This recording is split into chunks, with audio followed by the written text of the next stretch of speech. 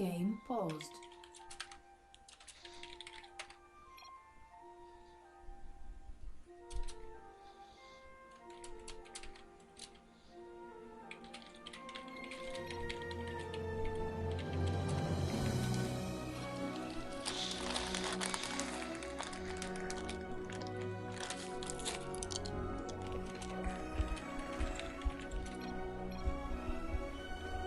Game resumed. Alright, up here in the 11 o'clock position, we have our blue.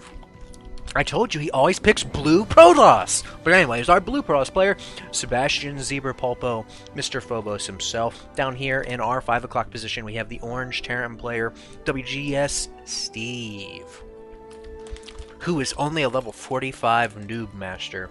This dude couldn't even beat the fucking 4th badge in Pokemon right now, man. He went in there, and Lieutenant Surge just fucking butt-humped him into submission. But anyways, Avast Sailors. Let's turn this on. Let's put on the production menu, because that's the most important. And let's see what our players are doing. We're going for a 9 pylon. Typical supply depot, so we'll see what's going on. Both players having that friendly banter before the game. So we'll see, as the game progresses, how this ends up. Although, both of these players are much more tame than me and aren't juicing steroids, so maybe they won't freak the fuck out like I do. Ha ha ha. His hands are like frozen. O is the hotkey for load CC. Okay, good to know. Alright, well, so we see the Terran player is going barracks first. Did the Terran player scout what his opponent is? I saw that he sent an early drone out, but he didn't see. So he doesn't know what race he's playing. He's playing a random. Sebastian actually did go random this match, so well, rain rapes everybody, so that's perfectly fine, Sebastian. Anyways, as we see, the Protoss player is now going out with a scout to see what the Terran player is up to. Terran player took a barracks and gas. He's obviously not going the 888, unfortunately. The 8 depot, 8 gas, 8 racks, and 8 inches up your motherfucking ass. It'd be more than 8, but Flash is Asian, so it has to be 8 inches. Sorry. Just like Nubcake. Tiny penises, 'cause you're Asian. The probe's trying to take out the SCV. Will he get it? Doesn't quite get it. He's going to warp around. He's going to actually go ahead and repair so that he doesn't get that kill. Nice juking by the Terran player and the Protoss player, not to lose either of their probes just yet. But he did delay that second supply depot. However, I don't think the Terran player is going to have to worry too much about getting supply blocked here, because he's warping in an orbital as we speak, and he's got only 1 Marine coming out, which will be at 17 out of 19 food. On the other hand, we see that the Protoss player is going Gate into Cybernetics, a very common build, and he's building his building. Look at his building placement, Rage, because this is important for you. He's building his buildings so that units cannot get into his mineral lines unless going through his buildings. So even if he was playing a Zerg player, and he didn't wall off his front, this means that the Zerglings have to go back around. Although this can be negative when he's against a Zerg player, so it's better to wall up front against a Zerg. But against a Terran player, and in fact against a Terran player, this might even be worse, because if a Terran player does drop here, if he has Zealots to defend it, his Zealots have to go all the way around. That's a long rush distance. We see that our Terran player has a Reaper out to harass, but also to scout. That's an important thing, because he didn't send any SCVs out to scout, and since the Protoss player decided to go, instead of going for a Chronode Stalker to stop the Reaper harass, he went for a Nexus, which means that he is going to have to use this Zealot and probably take some damage, but he's not going to take any. Wow, I thought that he would kill that Zealot, but he's not going to kill that Zealot. He's not even going to try. And now that Reaper harass is pretty much done, but it wasn't even really Reaper harass, and that let the Terran player know he might as well expand as well. So as we can see, both players expand around the same time. Actually, the Terran player is just slightly ahead. And the Terran player had a nice scout off. He got to see the entire base. Although the Protoss player doesn't really have much tech yet at 5 minutes and 30 seconds into the game. Now we see that we're throwing down 2 more Raxes, so we're going to see a bio-heavy style, but we also see a bunker in case there's any type of early game shenanigans, and a Reaper to give him map vision over the center of the map. So both players are opting more for a macro game rather than a short, all-in based attempt to win the game. Now we see a factory finally going up for our Terran player, and we see another gateway and a forge coming down so that the upgrades can start beginning for our Protoss player. with Chrono Boost, that may put him at an advantage over the Terran player who hasn't laid an Engineering Bay quite yet.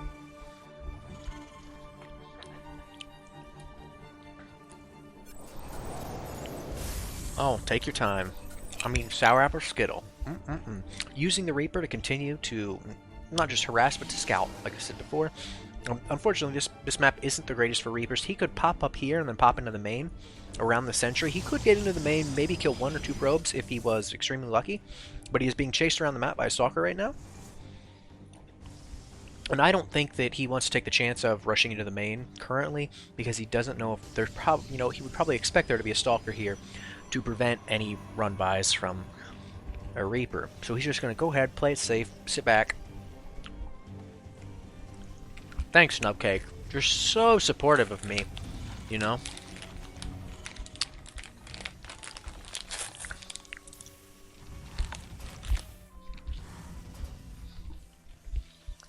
Watch me drop the band hammer, bro. That brand hammer, bro. Band. Mad? You mad, bro? You Mave, son? Oh, wait, you probably don't get that reference because you're a Counter-Strike player, not a Battlefield 3 player.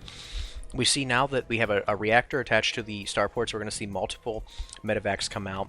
We still see one bunker for defense in case the Terran players are scared of any push, but the Terran player is continuing to scout. If we look at the APM, the Protoss player is actually highly ahead of the Terran player on average, but Sebastian, just throwing this out there, he spams a lot at the beginning of the maps. He spams quite a bit at the beginning. The food count's still relatively even. If we go ahead and look at the units, we see a slight advantage for the Terran player. Yeah, he has 4 less probes now, 4 less workers, but those 2 mules are definitely giving him an advantage on the income. If we look at the income, it's 200 higher for the Terran, so slightly, but not too significant. We see a 6 gateways, and +1 and +2 are almost done for the Protoss player. So the Protoss player, it looks like, is going to make a 6 gateway push on this base. Has the Terran player scouted this? The Terran player is actually taking some of his army around for a drop, so this may be devastating for both players. This is going to devastate the mineral line of the Protoss player, but at the same time, he needs to be able to hold the rush that's incoming. So we're going to see what happens here. We have another medevac behind, which is going to be helpful in defending this, but another bunker would be helpful if he had scouted this. I don't know if he scouted it. If we go ahead and look at our wrong tab, if we go ahead and look at our units lost tab, actually no workers have been killed. He didn't kill any workers with that. So the Protoss player did a good job reacting and pulling back with that. Oh, actually, I lied. 6 workers killed for the Terran player, so he killed 6 workers, but he still did a relatively good job with that. The thing with this is that he used the recall ability, so he pulled the entire army out of the middle of the map, which was good. He got the entire army out of position. Now he's healing up and getting ready for another go at it.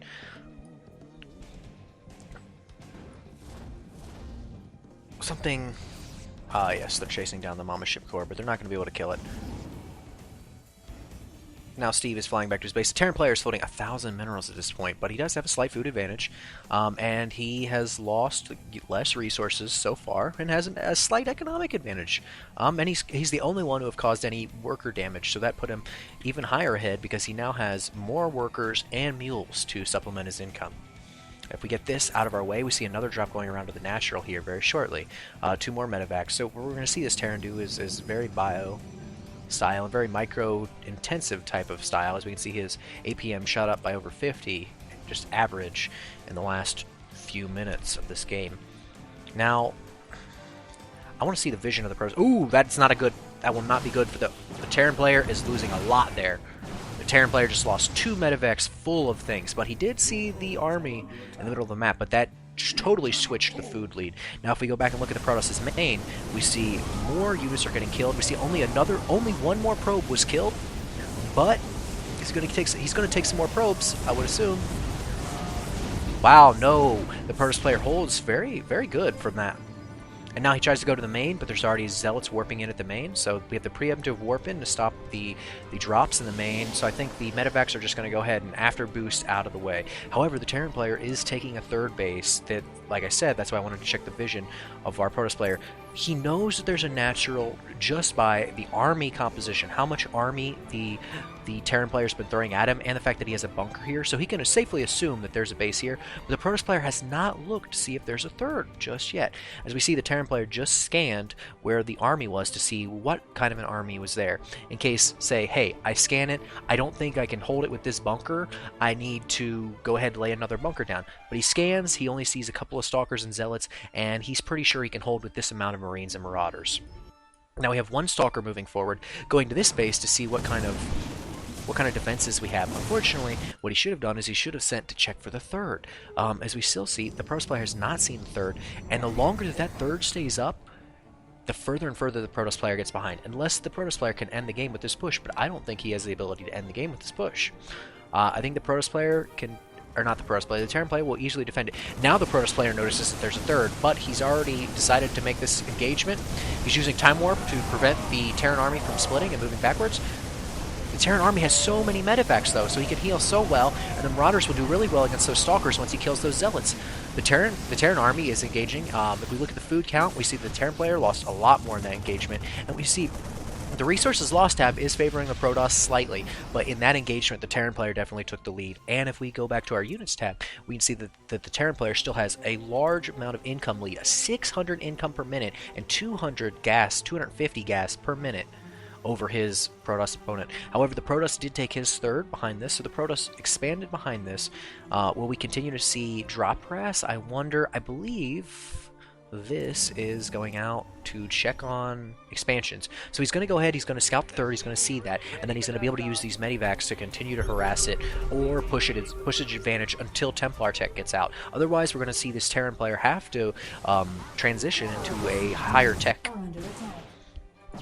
Let's go ahead and see what we see that there is a Templar Archives being pulled down. Before I even mentioned it, Templar tech is a very good counter to Marines and Bioball, because the Storm will destroy the Bioball, and then you can feed back the medivacs, preventing them from healing.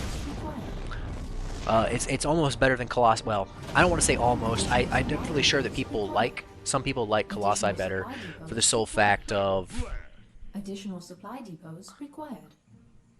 some people will like Colossi better because they're easier to use, but Templar are usually the better bet. Now we see him dropping off in the corner so that he can stim and rush in and maybe pick off some tech buildings. However, the Protoss player has already seen this.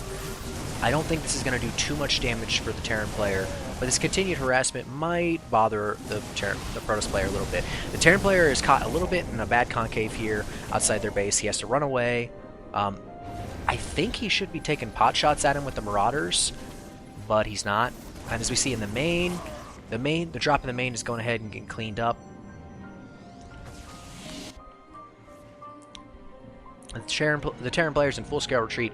We see that the food count is favoring the Terran player slightly, but the army counts are relatively even. The income counter, however, is heavily favoring the Terran, who now has 15 more workers and has the mules to supplement his income when he's not scanning. These cannons are good placement. I'm not sure they're good against a Terran player. You've got walls and the gateways. Remember, all Terran units have 4 or 5 range. Your Terran player is going to be killing these gateways without even having to worry about engaging your photon cannons. I think a better bet for you would be to have the photon cannons around your nexus somewhere so that you could stop drops, since this is a drop-heavy Terran player. The Protoss player is going to go ahead, try to make another push. I don't think he can engage into this ball without taking severe losses. He used force fields to attempt to block, and that's going to mean that the Terran player can't push after him. I want to see, is the scouting from this player? The Protoss player still has not scouted the 3rd or 4th now from the Terran player. The Protoss player needs to do a lot better job on scouting the expansions from the other player. He also needs to, yes, he's finally getting some Templar. He needs to get out of this Gateway tech. Gateway is not going to beat Bioball. However, he's doing fairly good on upgrades still. We see that he has 2-1 and 2-2 is about to finish, while 2-2 is already finished for the Terran player. The Protoss player is going ahead and taking his 4th. Now, just because I said that this Protoss player has not been able to scout the expansions for the Terran player, that doesn't mean he's not able to infer them.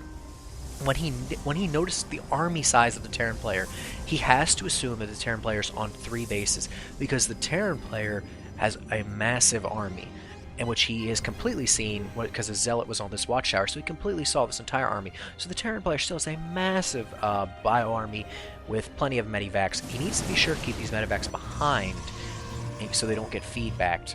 I do not know, has he scouted the Templar tech? Yes, he has. He scouted the Templar tech. He knows that High Templar are on the field, and now he has Ghost to combat them. And the Protoss player has no Observer to combat these Ghosts. So the Ghost should be able to EMP. He needs to stim and get out of that. Oh, he's got all of his Medivacs bunched up. He's going to lose all those Medivacs if he doesn't move back. He needs to split. I think the Terran player would do better off splitting his units here. But the Protoss player made a huge mistake walking his High Templar forward and getting them all killed. So he lost all of his High Templar in the engagement. If we look at the units lost tab, it's favoring the Terran player now. It was favoring, and the food advantage is favoring the Terran player. I want to look at the production. If we look at the production tab, we see that there's a lot of production coming from this Terran player, but the Terran player needs to get out of there. He's pushing his advantage a little too hard. He needs to get back, use his superior production to get remax on his army, and then I think he should do well to transition into a heavier unit. Something like battle cruisers. If you want coffee, I can hit you up with some Starbucks money. Anyways, the Terran player, I think, would do well to get out of this biotech, but he might stick to it with Ghost. Ghost allow biotech to be continually useful because EMP will take away the shields of the Protoss player. So Ghosts become very important for not only taking the shields, but also taking the energy of the Protoss player's High Templar. Oh, you want food, Nubcake? You know what would be really funny, really good right now? Some pho, man. You want some pho, don't you? We finally see the robotics facilities coming down, which means we're probably going to see Colossi. I'm surprised that neither player has gone for any type of air tech yet so far this game, other than the Medivacs for drops. If we go to our other player and see what he's doing, we can see that he is mining out most of his bases. He's taking his 4th. Is he saddling up to take a 5th? I would think that the Terran player would have a 5th command center already built, but he doesn't. Nope, he's not building a 5th command center, and he's only building barracks still. He's sticking to the barracks tech. I want to see the upgrades. They are probably 3-3. Yes, they're 3-3, and if we look at the upgrades for our other player, I forget what the button for upgrades is. Upgrades is G. If we look at the upgrades for the other player, we see 3-1 for the other player. So the advantage in upgrades is definitely going to the Terran player right now, as well as the food advantage and the army advantage by 2,000 minerals, 2,500 minerals actually. And with every extra stalker that he picks off, he pulls further and further ahead in that count of army. If we look at map control, these pylons out in the middle of nowhere may seem useless, but they give map vision. At the very least, see, he might notice, hey, look, there's a lot of Medivacs right there. So at the very least, even if he loses these pylons, which are only 100 minerals, he still has map vision in the middle of the map. He really needs to get observers out, which was another reason for getting out these robotics facilities. Observers will be very important in order to see any ghosts that are cloaked in the engagement. We see a huge drop going down at the 4th, and if we look at the units lost tab again, workers lost now for the Protoss players 31 compared to the only 10 for the Terran player. As we see though, he lost a lot of his Medivacs in that engagement. So the food count actually evened, and the army count actually evened from that engagement. So it's a matter of, do you think that it was worthwhile enough to drop and kill almost all the workers at this base, but lose all of your Medivacs in the process? So now the Terran player has no way to heal, so he has to be very careful with his stims. He did EMP the entire Protoss army, but he still can't stim, or he'll stim himself to death. He's now splitting slightly. Moving forward, the Terran player, with these Archons, I believe the Protoss player is going to have this. So now the Terran player needs to pull back. He should, I would think he should be taking pot shots, but he needs to make sure he has those Medivacs with his composition. I almost think he should have another starport, and I think he should start incorporating some air units. Some Ravens would be very good in battling this clumped up, death ball-y type engagement. You know, if he could get off a couple of the Raven's Hunter Seeker missiles with some splash damage, I mean, yes, it's hard to pull off EMPs and Hunter Seeker missiles, but I believe Hunter Seeker missiles would be something that Steve might look into adding into his playstyle here, because it would really help against these death ball style of the Protoss that's been using. He hasn't really been splitting his units. He doesn't have a need to split his units against a Bio Ball. There is no area of effect damage. I'm surprised we haven't seen any Colossi. I'm especially surprised because I saw 2 robotics facilities drop. I assume that when the robotics facilities were dropped, we would see Colossi, because why would you drop 2 of them to get observers? Seeker missiles rape everything, Rage. Mass Raven, fucking amazing. We now see that Steve has used a supply depot in order to block the player from taking his next Nexus, and he now is taking his 5th command center in. So we're moving into a very long game where neither of the players are really able to make any significant moves on the other. Both players still doing pretty good on their resource management, and basically, since he basically has 200 out of 200 food, you know, oh, he's floating 2,000 minerals. He's not really floating 2,000 minerals. He has full upgrades on his ground units, he's getting upgrades on his armory units, and he's now getting upgrades on his ships and his other armory things. So this is just bank that he has to re-max when he needs to. Is this music? Okay. I don't really want to listen to K-pop, but you're gay. So, we'll listen to gay pop. Okay, there's some K-pop for you guys. I know you love it, Rage. And you called my music gay. Have you watched the music video for this? It's a bunch of fucking, like, 16-year-old Korean girls in skimpy-ass outfits. The Protoss player has never really been able to do any harassment in this game, which I think is something that's holding the Terran player back. Or not the Terran player back, but holding the Protoss player back. So now we see this engagement going on. We're going to see EMPs on the Archons. They need to land on the Archons. He lost a lot of those to feedback, but is he going to get EMPs off on the army? He needs to move because of the storms. He lost a lot of ghosts in that engagement. But as we see, the resources lost is favoring the Protoss player. So even though the Protoss player is behind, he is doing better resource management-wise than the Terran player. But the Terran player did easily mop up his army, and he should just be able to walk in and hopefully, well, I don't want to say hopefully, but he should be able to walk in and end this game. There's a Colossi, which he needs to get in, target fire with his Marauders. He has a lot of Marauders. He's very Marauder heavy at this point, but Marauders have a lot more health. They're a lot more tanky than Marines, so that gives them the ability to tank those storms a lot better than Marines or Colossi shots. He's now taking down the only mining base from the Protoss player. Well, I take that back. He's taking down the main mining base from the Protoss player. He's going to move towards the final mining base of the Protoss player, and that's going to be GG.